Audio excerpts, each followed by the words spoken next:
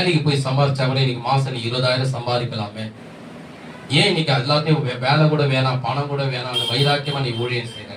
என்னை கேட்டார் ஒருத்தர், ஐயா நீங்க உங்களுக்கு நல்ல ஒரு கம்பெனில வேலை வாங்கி தரேன், மாசம் 22,000 சம்பளம், 8 hour டியூட்டி தானே. நான் சொன்ன சண்டே சர்ச்சுக்கு போக முடியுமா? முடியாது. ஊழுக்கு போக முடியுமா? முடியாது. அதெல்லாம் தர மாட்டேன். ஆனா மாசம் உனக்கு 22,000 சம்பளம்.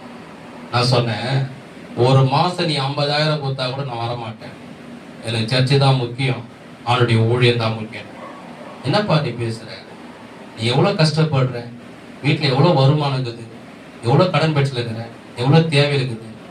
நீ போய் இந்த இவ்வளவு பேர் நல்ல சம்பளத்தை போய் நீ வேணான்றி. நீ கவர்மெண்ட் வேலை கிடைச்சா கூட ஸ்டார்டிங்ல தான் கொடுப்பாங்க.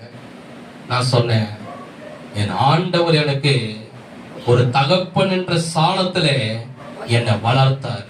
இன்னைக்கு நான் வளர்ந்திருக்கிறேன், இன்னைக்கு நான் நல்லா இருக்கிறேன், இன்னைக்கு நான் வாழ்ந்திருக்கிறேன். அது காரணம் என்னை பெற்ற தகப்பன் இல்ல, என் இயேசு கிறிஸ்து எனக்கு தகப்பனா இருந்தாரு.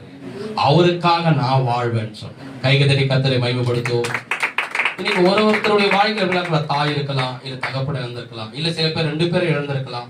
ஒரு சில பேர் வாழ்க்கையில 2 பேர் இருந்தாலும் நல்ல வளர்க்க முடியாத குழந்தைகள் இந்த பூமியில வளர்ந்துருக்கு. அதுதான் வேதம். எஸ்தர் பிறந்தவனை தாய் தகப்பனை இறந்தார்கள். ஆனா மோர்தெகாய் என்ன பண்ணாரு? தகப்பன் என்ற சாணத்துல இந்த எஸ்தரை வளர்த்தாரா. இன்னைக்கு நம்மளை வளர்த்தது யார் என்றார்? ஆண்டவராகிய இயேசு கிறிஸ்து.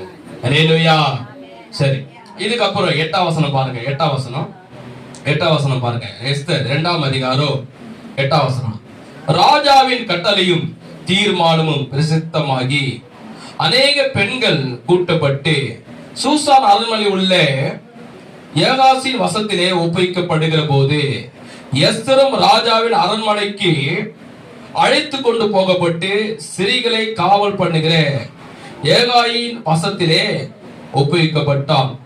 அந்த பெண் 9ஆம் வசனம். அந்த பெண் அவன் பார்வைக்கு நன்றாய் இருந்ததினால் அவளுக்கு அவன் கண்களிலே கிருபை கிடைத்தது. எல்லாரும் சேர்ந்து சொல்லுங்க, அவன் கண்களில் கிருபை கிடைத்தது.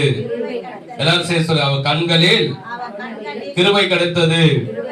ஆகையால் அவளுடைய போதங்க நீங்க சொல்ல வேண்டாம், நான் சொல்றேன். சுத்திகரிப்பு வேண்டியவைகளை அவைகளுக்கு தேவையான மற்றவைகளை அவளுக்கு கொடுக்கவும் ராஜா அரண்மனையில் 7 தாதிமார்களை அவளுக்கு நியாயமிக்கவும் ஜாக்கிரதைப்பட்டு கன்னி மடத்தில் சிறந்த ஒரு இடத்திலே அவளையும் அவள் தாதிமார்களையும் வைத்தான். எல்லாரும் சேர்ந்து சொல்லுங்க, கன்னி மடத்திலே ஒரு சிறந்த ஒரு இடத்திலே அவளையும் அவள் தாதிமார்களையும் வைத்தான். ஏன் முக்கியமான வசனம் மட்டும் தான் உங்களுக்கு படிக்க சொல்றேன், நான் சொல்ல சொல்றேன். ஏன்னா அதுல ஆழ்ந்த அர்த்தம் இருக்கு, வெளிப்பாடு இருக்கு.